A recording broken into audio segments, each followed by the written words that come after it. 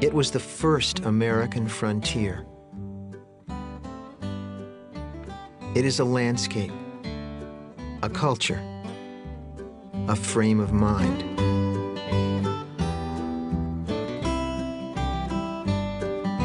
When you look within these hills, I see the people. These beautiful people who came from a variety of European traditions, who came seeking a vastness of freedom. Whether it was land opportunities or religious freedom, they came. They came and they carved out an existence. Appalachia is good times and hard times. It is fiddle music and clogging in the face of a hungry child. Holy cucumbers, I'll get up my old guitar and here we go. Pick 'em up. Appalachia is a flood of stereotypes.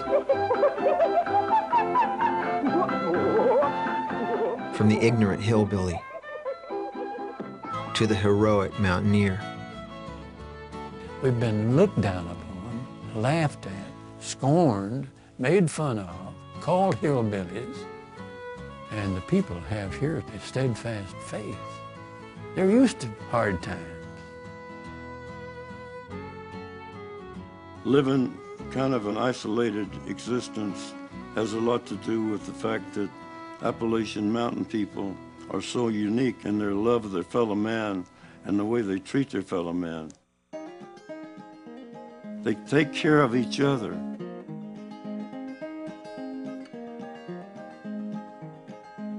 If I was on some foggy mountain top, I'd sail away to the west.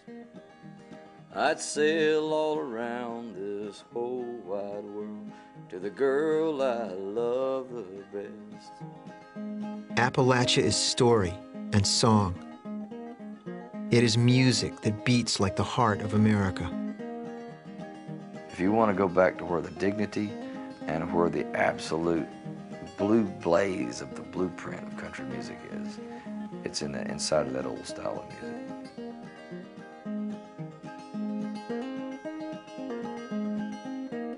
Appalachian music is a rich, incredibly rich American heritage that we cannot afford to ignore it, you know. It's part of who we are. In a land rich in culture and natural bounty, many people have suffered devastating poverty. How did this corner of America become such a portrait in contrasts? The history of Appalachia is a history of an industrial people, of people helping to build modern America, but who failed to benefit from the work that they put in. The region can be defined based on how people who had power and wealth been able to take the power and wealth and drain resources, coal, lumber, seeps out. The land has been raped in a sense. There's been so much wealth here, it's been taken out of the state and nothing has been left. One of the real ironies is how we could experience the exploitation and the trauma of our development past and yet continue to survive so strongly as a culture, continue to thrive in terms of who we are as a people. What we did have was a deep understanding of ourselves and our family. We may not have been mobile, we were not, but we were centered and we were grounded. And that's our gift to the rest of the nation. This is the story of a land shaped by the people, and a people shaped by the land.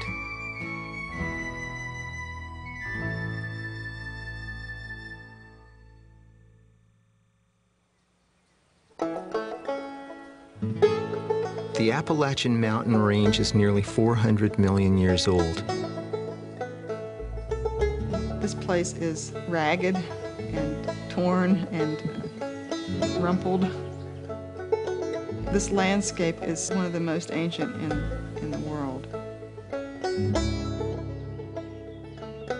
For more than 1,500 miles, the chain snakes down from Canada through New York, Pennsylvania, and all of West Virginia.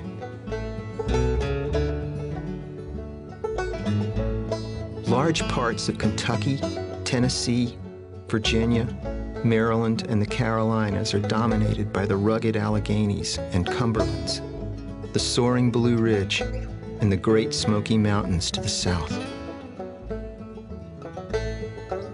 All these ridges, gorges, and valleys came to be known collectively as Appalachia, a region as mysterious as it was remote. The mountain remains unmoved at its seeming defeat by the mist. Robert Penn Warren.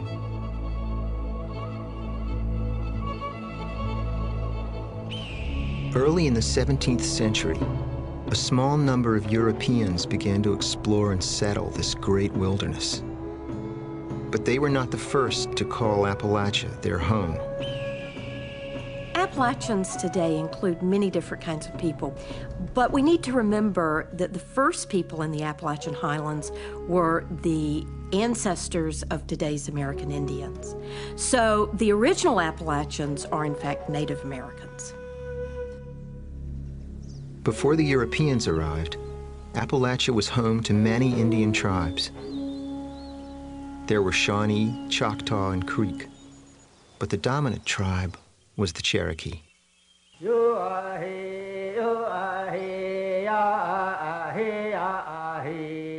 These were very complex cultures. They were grounded in a belief system that tied human beings to a particular place. Their view is that this is the land that was created for them, that this is the land where they belonged. The Cherokee were mostly farmers, settled in villages and growing crops in the garden. They were proud of who they were, but not only were they proud and very strong people, they were very intelligent. They call us a civilized tribe, which is fine, but they don't ever see us as being very warrior-like. You don't become part owner of 7 states by being meek and somewhat passive.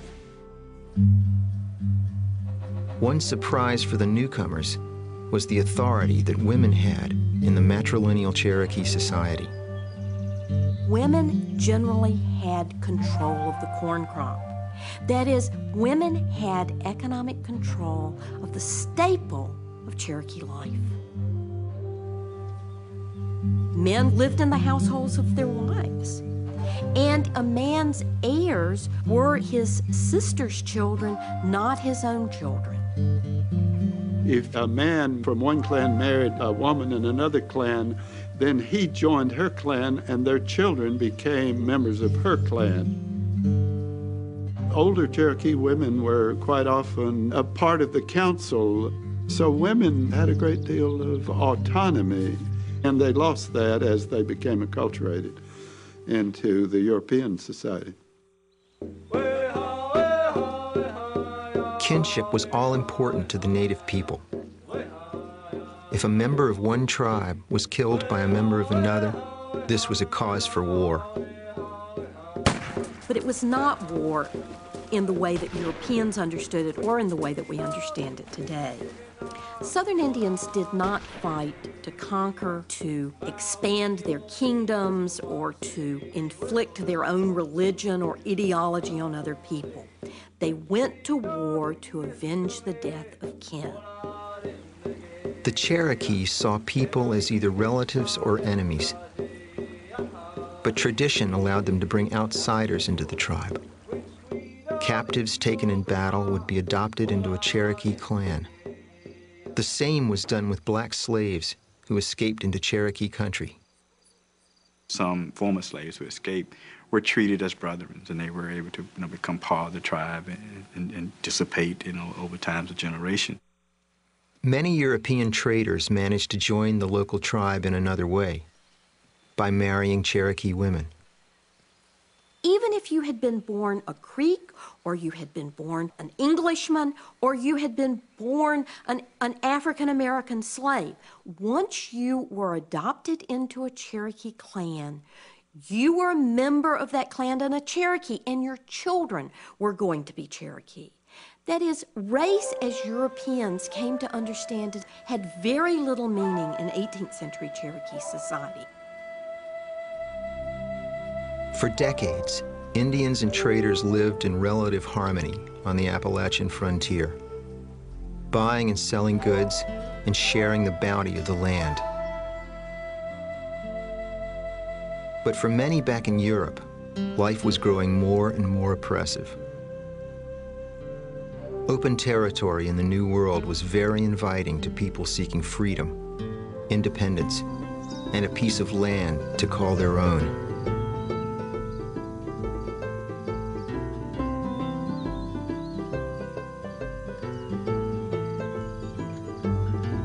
They were a grim, stern people, strong and simple, swayed by gusts of stormy passion, the love of freedom rooted in their heart's core. They were of all men best fitted to conquer the wilderness and hold it against all comers. Teddy Roosevelt.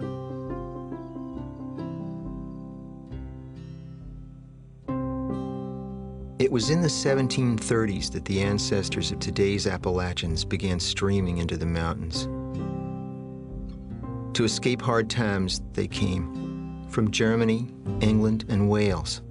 But the group that would become most prominent in the mountains started their journey off the rugged coast of Northern Ireland. Oh, the day I parted away from you, in sorrow, grief, oh, and trouble too. Oh, you gave to me, oh, the parting hand, and you wished me safe in old Cumberland land. A bit of Irish history accounts for the Exodus. 100 years earlier, King James of England had grown tired of battling rebellious Scots in the lowlands. The king thought he could use the Scots as a hedge against the bothersome Irish, so he offered them free farmsteads in Ulster, in the north of Ireland. What better thing to do than to get some of the borderland Scots, who were always giving you trouble, to go over and whoop up on the Irish. So they took advantage of it, moved to Ulster, got farms, and they became known as Scotch-Irish. For about 100 years, the Scotch merged with the Irish. They mixed their words, they mixed their phrases, they mixed their horse racing love. They took, in many ways, the best qualities of both people. After a century in Ulster, the Scotch-Irish were suffering